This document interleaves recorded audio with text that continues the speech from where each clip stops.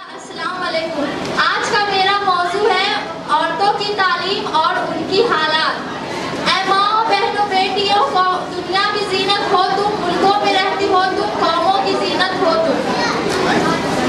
इल्म वो शमा है जिससे रोशन जहां है, लेकिन तालीम और तर्बियत के दौर में आज औरतें कहाँ हैं, ये हमें जानने समझने और अगर कुछ खराबी है तो उसको सुधारने की ज़रूरत है।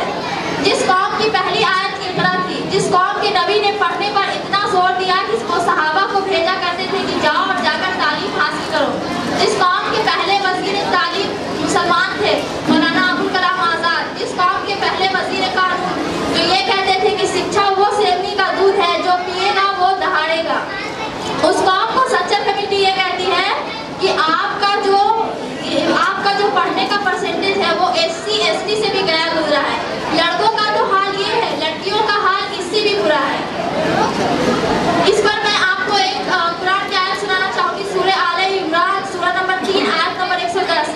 उसमें अल्लाह ताला फरमाते हैं, तुम बेहतरीन उम्मत हो, तुम पैदा ही लोगों की हिदायत के लिए किए गए हो ताकि तुम लोगों को अच्छे कामों की तरफ बुलाओ और बुरे कामों से रोको। आप एक बात बताइए, जब हम लोगों के पास इल्म नहीं रहेगा तो क्या हम किसी की हिदायत का जरिया बन सकते हैं? कैसे हम किसी की हिदायत का जरिया बन सकते हैं? मेरे पास तो खुद इल्म की कमी है, तो हम दूसरों के इल्म को बढ़ाने में कैसे मदद कर सकते हैं? हमें अपनी हालात को सुधारने की जरूरत है। कई घरों में बेटे और बेटियों में इतना भेदभाव कर दिया जाता है कि उनको पढ़ने तक नहीं दिया जाता है, ये कहकर कि बेटियां पढ़ लिख कर करेंगी क्या। आप हमारी सहाबिया का तारीख पढ़िए, अगर पढ़ना ही है तो सहाबिया का तारीख पढ़िए। वो जो है जंगों में शरीक हुआ करती थी।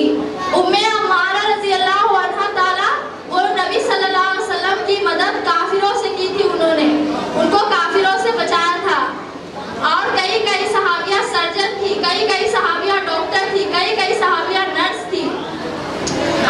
उसी तरह उम्मतुल मोमिनीन आयशा रज़ियल्लाहु अन्हा ताला के मुतालिक आता है, वो मैथमेटिक्स जानती थी, उनको मैथमेटिक्स का इल्म था, वो और सहाबा को सिखाती थी और सहाबिया को सिखाती थी। और उनके घर में अगर कोई बीमार पड़ जाए और अगर तबीब आता था तो वो उन सारी दवाइयों का तफसील मांगती थी ताकि अगर ऐसा बीमारी दोबारा आए तो वो उसका इलाज कर सके। ये थी हमारी औरतें। लेकिन आज क्या रह गई है? आज इल्म के मामले में सबसे पीछे रह गए हैं हमें आगे बढ़ने की जरूरत है। और एक मसला यहाँ पर ये भी आता है, पर्दे के ऊपर लोग कहते हैं कि कोई ये कहता है कि पर्दा करेगी तो पढ़ेगी कैसे, पढ़ेगी तो पर्दा करेगी कैसे। ये भी लोग बहुत सवाल उठाते हैं। हमारी सहाबिया ने कैसे किया, उन्होंने कैसे पर्दे में रहकर जंगों में गई, हमारी सहाबिया कैसे डॉक्टर और सर्जन बनी। हमें ये सब जानने समझने की जरूरत है। अगर कोई पर्दा नहीं करता है तो उसके लिए मैं रब्बे करीम का एक अहकाम आपको सुनाना चाहूंगी। सूरह अहज़ाब सूरह नंबर 33 आयत नंबर 59 अल्लाह ताला फरमाते हैं, ऐ नबी कह दीजिए अपनी बीवियों से, अपनी बेटियों से और तमाम मोमिना औरतों से अपनी चादरें अपने ऊपर डाल लें ताकि उनकी शिनाख्त कर ली जाए। अब देखिए, एक कहानी मैं आपको सुनाती हूँ। मैं इंटरमीडिएट में थी, मैं जब अपनी परीक्षा देने गई तो मेरी एक दोस्त थी, वो जो है पहले हिजाब करती थी मगर अब हिजाब कर नहीं आई।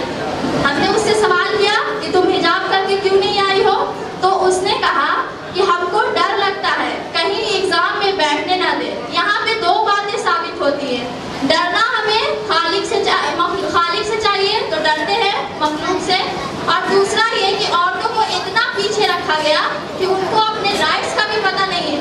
देखिए, जैसा कि अभी हम आपको कुरान की आयत सुना है जिसमें ये था कि तुम्हारी शिनाख्त कर ली जाए। ये पर्दा, ये हिजाब, ये हमारी पहचान है। और हमारे कॉन्स्टिट्यूशन के आर्टिकल 25 क्या कहता है, जरा इस पर नजर डालिए।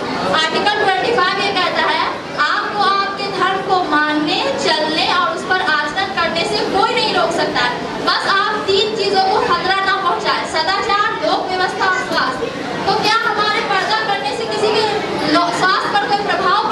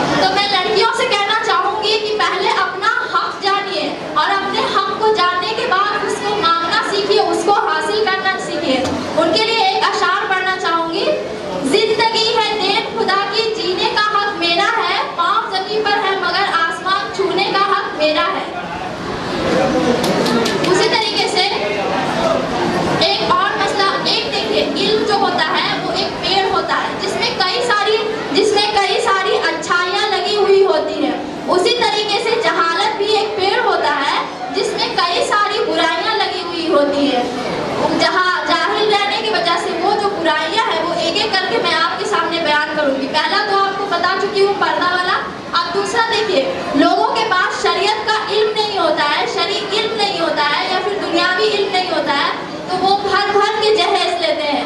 शादी को इतना मुश्किल बना दिया है कि एक माँ बाप शादी करना चाहे तो पहले उसको 1 साल बैठ के सोचना पड़ेगा कि कैसे खर्चा इतना सारा उठाएंगे। और जो खर्चा आप शादियों में करते हैं उस खर्चे से आप किसी यतीम के सर पर हाथ रख दीजिए, आपको बहुत दुआ मिलेगी। लेकिन हमारी शादियों में इतने ज़्यादा खर्चे किए जाते हैं जिसका कोई हद नहीं। उसी तरीके से इल्म ना होने की वजह से आज लोग निकाहों में देरी कर रहे हैं। लोग ऐसा कहते हैं अगर इल्म हासिल करेंगे तो निकाह नहीं करेंगे, और अगर निकाह करेंगे तो इल्म हासिल नहीं करेंगे। हत्ता कि ये और आसान चीज है, ये बिल्कुल आसान चीज है।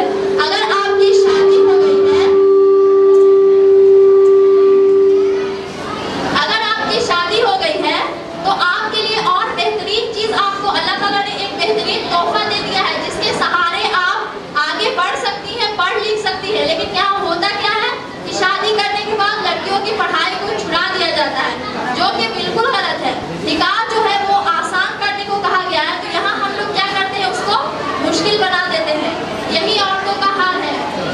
कभी हमें सती प्रथा के नाम पर, कभी हमें सती प्रथा के नाम पर जलाया जाता है, कभी हमसे हमारे बचपन को छीनकर हमारा विवाह कर दिया जाता है और हमें अनपढ़ रहने को मजबूर कर दिया जाता है। जब हम विधवा हो जाती हैं तो हमें जानवर की तरह जीने के लिए विवश कर दिया जाता है। लड़कियों के हाल पर मैं एक अशार पढ़ना चाहूँगी। जिंदगी मुश्किल है कि आसान, जरा देख तो लो, ख्वातीन लगती है परेशान, जरा देख तो लो। अपने लड़कों को तो बहुत पढ़ाया तुमने, लड़कियां रह गई गुमनाम, जरा देख तो लो। ये चिराग तले ऐसे अंधेरे क्यों हैं, जब तुम ये जानोगे तो रह जाओगे हैरान, जरा देख तो लो। तुम ये कहते हो कि पढ़ना लिखना नहीं है तुम्हें, पढ़ लिख कर एक दिन मैं छू लूँ आसमान, जरा देख तो लो।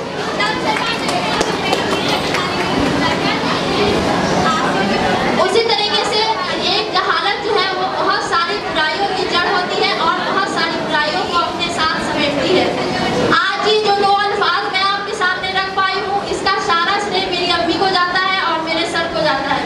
मेरी अम्मी भी एक औरत है, लेकिन वो एक पढ़ी लिखी एजुकेटेड औरत है।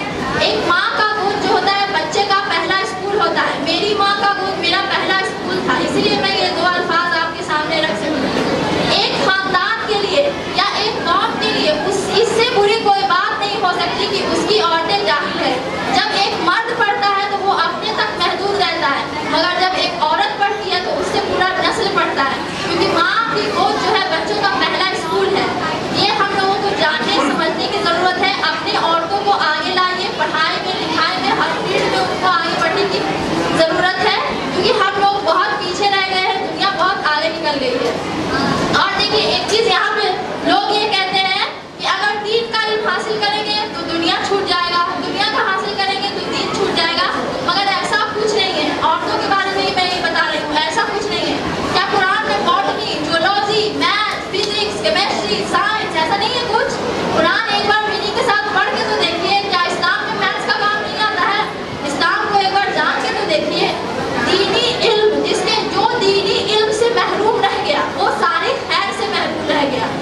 मेरे हिसाब से तो यही लगता है कि जो दीनी इल्म से महरूम रह गया वो सारे खैर से महरूम रह गया, क्योंकि हमारा शरीयत जो हमारा दीन है वो इस तरीके से डिज़ाइन है जिसमें हर मर्द और औरत को बराबरी से जीने का हक है, बराबरी से जीने का अधिकार है। लेकिन हमें ज़िंदगी बस एक ही मिली है, उस एक ज़िंदगी को लोग अपनी रूढ़िवादी प्रथा, रूढ़िवादी सोच के कारण हमारी ज़िंदगी को मुश्किल बना देते हैं। लेकिन